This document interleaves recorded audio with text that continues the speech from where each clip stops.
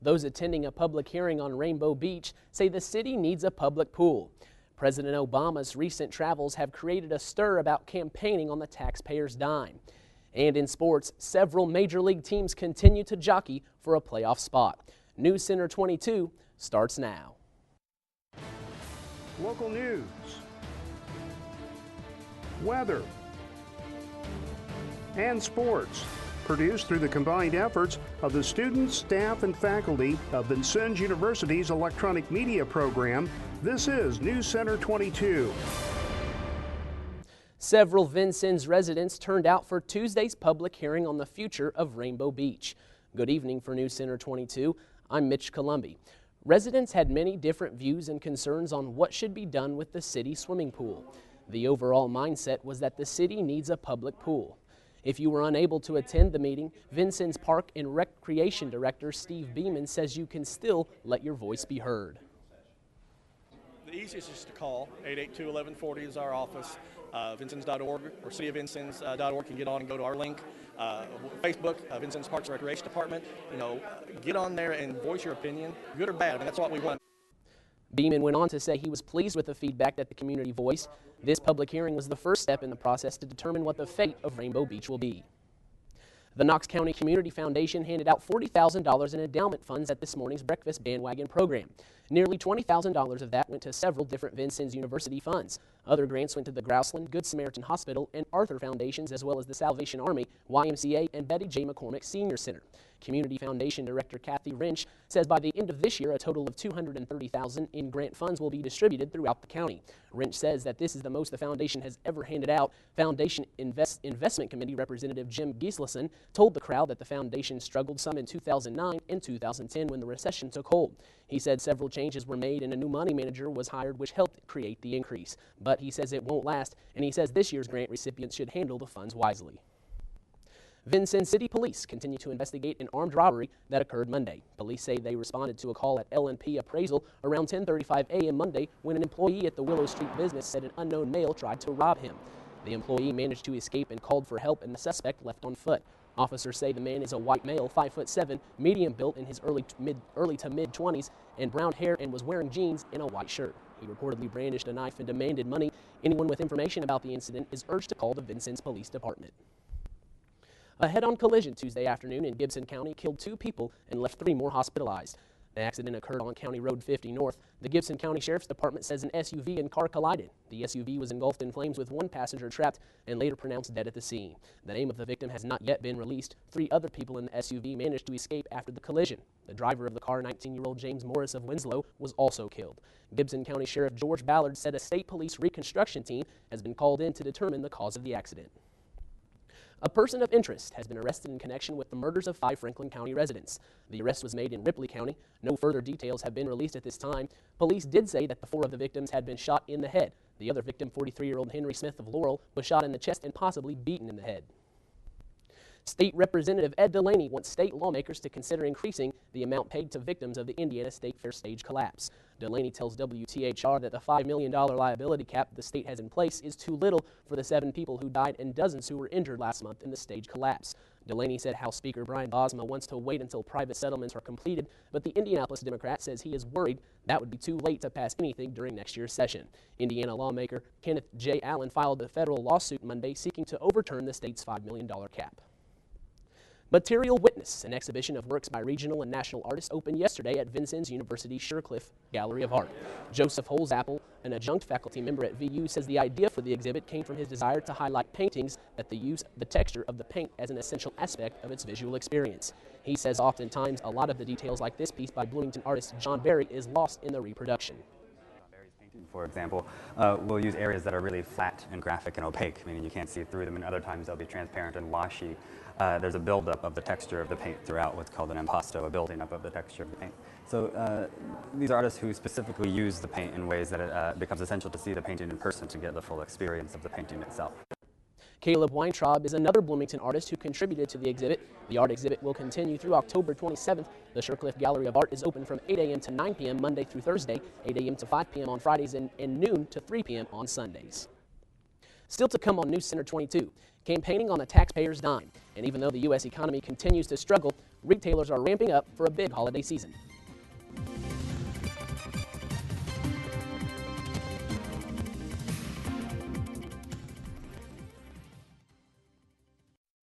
Americans were down and out. They were losing their jobs and their houses, and they wanted a hero that was beat up like they were. What do they call him? Seabiscuit. This horse had to come from the bottom of the heap. Her head on head is horse against horse. For a brief moment, a little brown racehorse wasn't just a little brown racehorse. Seabiscuit on American Experience. Seabiscuit is the one.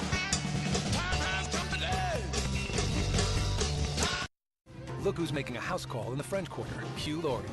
And we're all going with him to New Orleans. I went down. It's a celebration of New Orleans blues. To St. James and Farming. Join Hugh and the legendary Alan Toussaint, Irma Thomas, and Tom Jones. Baby, please make a change. It's pure blues bliss. Look for Hugh Laurie. Just let them talk. Let them talk on Great Performances.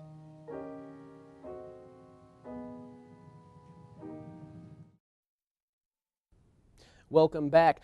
President Obama wrapped up a 3-day trip to the western part of the country Tuesday. His last stop was in the political swing state of Colorado. These days, the president's speeches often blur the lines between official White House business and political campaigning, and that's raising questions about who's paying for the trips. Brianna Keelar reports. On the president's 3-day western swing, he fielded questions at a town hall meeting in Northern California and visited a high school in Denver, 2 official events to promote his jobs plan.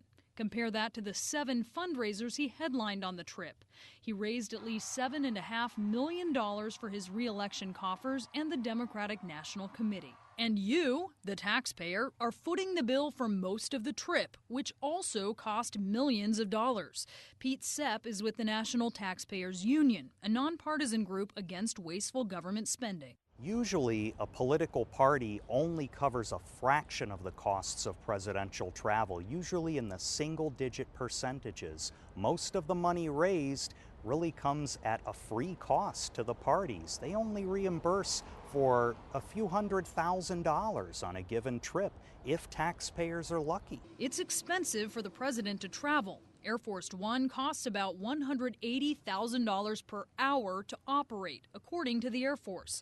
There's a support plane for the president's limousines, sometimes another for his helicopter Marine One, and a Secret Service detail. Hotel rooms and meals for dozens of White House staffers, and don't forget local security costs, like overtime for police officers in the presidential motorcade. Not for me, but for you. Previous presidents, Democratic and Republican, have done the exact same thing. In September of 1995, President Clinton attended 8 fundraisers in 4 days on a cross-country swing. And then there's the campaign events that don't raise money but rally support, like this one. President Bush's dramatic entrance into a campaign event at a Florida baseball stadium less than a month before his re-election, and taxpayers picked up almost the entire tab. Call it a perk of the presidency, something a mere candidate does not enjoy. That's the point. When the parties themselves have to pay for the costs of the pomp and the circumstance, well, the pomp and the circumstance gets a lot smaller, a lot more modest. A team of engineers will try again Wednesday to rappel down the Washington Monument. They're searching for damage from last month's earthquake. They laid the foundation for the mission on Tuesday, but bad weather forced the delay. Brian Todd takes a look at the preparation and mindset behind this venture. A lone figure pops out of a hatch and makes history. David Meggerly, a rigging specialist from an Illinois engineering firm, works 555 feet above the ground, securing anchors around the top pyramid of the Washington Monument. From those positions, other engineers from the firm will rappel down for a damage assessment from last month's earthquake. The monument's had scaffolding around it, been power washed, but never before has anyone scaled its daunting exterior. No one can avert their eyes. It's a job I wouldn't do. Gordy Keto of the National Park Service worked with search and rescue teams in the peaks of Alaska's Denali National Park. He's helping to oversee this operation. Do you guys get a little nervous about this, knowing that you're going to have tourists constantly watching this operation, and if something happens? You know, they're very focused on what they're doing. You find yourself shutting out a lot of stuff that's going on around you and being focused on the task at hand, and that's something that climbers do all the time. These engineers are going to have to inspect every stone. It'll take at least a few days. Park officials say they can work through heavy rain, but if there's any threat of lightning, they'll have to stop. The monument's been hit by lightning several times in its history. Officials already know that mortar dropped near the base during the quake, and they know the shaking opened a significant crack on the west facade near the top, about 4 feet long, at least half an inch wide. From the internal damage assessment, they know other cracks are letting in rainwater and sunlight. Damage from a violent tremor captured on surveillance video. It shows streams of debris falling, a woman getting knocked off her feet. Another woman in the picture, Nicolette Williams, was the only park ranger on the observation level, 500 feet up, when the quake struck. What were you going through? I was absolutely terrified once I felt that shaking. I felt like I had no control over my own body. It was absolutely terrifying, and I thought maybe we had been under attack.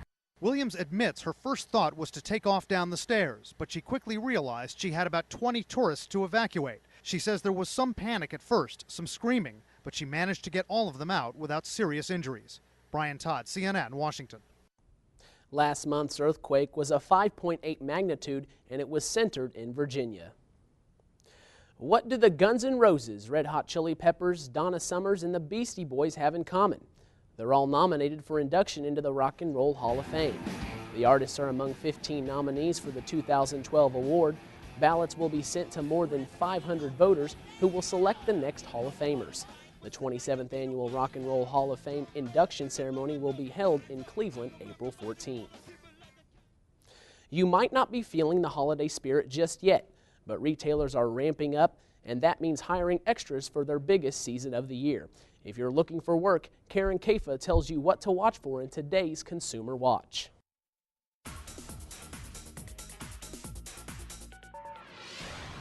The slowdown in economic recovery could leave retailers cautious this holiday season when it comes to adding much-needed seasonal jobs. Most retailers are being very careful about their hiring. They're going to hire a core workforce, and a lot of that hiring is going on right now and will so on into October. But they'll then hire a secondary workforce, flexible workforce of people they can call in, if the traffic is stronger. Among the major retailers, Toys R Us already has announced plans to hire 40,000 seasonal workers, Macy's 78,000.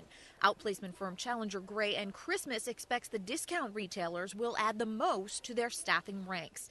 There also may be an increase in online shopping or e-tailing, perhaps meaning jobs outside of the traditional retail realm in shipping. But in any seasonal job, flexibility is key. If you can say to that retailer, I'll work when you need me, that might allow you to get your foot in the door. Maybe you start out working late evenings or on a weekend, but as they begin to see what you're about, they may also adjust your hours to what you would need to fit into your schedule. For Consumer Watch, I'm Karen Kafa. A chance of rain remains in the forecast, but the weekend is still looking pretty good. Danny Taborn joins us now with a look ahead. Yes, Mitch, there may be a chance for a pop-up shower tomorrow, but the forecast is still calling for a dry period, which should allow you to get outdoor and enjoy the great fall weather. I'll tell you all about it when News Center 22 returns.